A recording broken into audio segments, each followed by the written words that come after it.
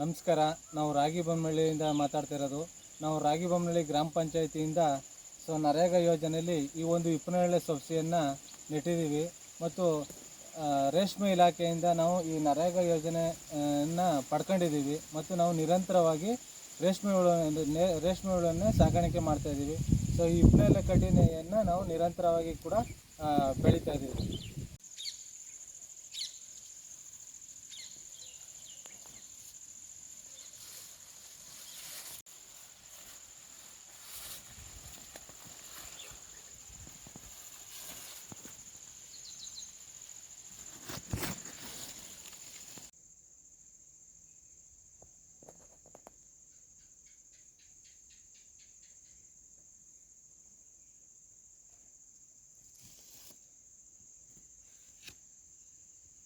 ನಾವು ಬೆಳೆದಂಥ ಹಿಪ್ಪನೇರಳೆ ಸೊಪ್ಪನ್ನು ಈ ಥರ ಮನೆ ಮಾಡಿದ್ದೀವಿ.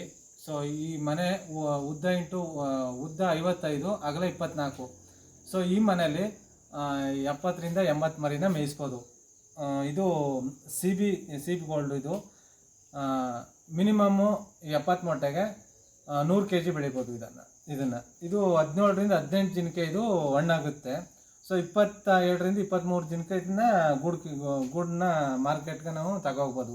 25 ದಿನದೊಳಗೆ ಇದು ಬೆಳೆ ಕ್ಲೋಸ್ ಆಗುತ್ತೆ. ಇದು ಮಿನಿಮಮ್ಮು 70 ಮೊಟ್ಟೆಗೆ ನಾವು 100 kg ಬೆಳಿತೀವಿ.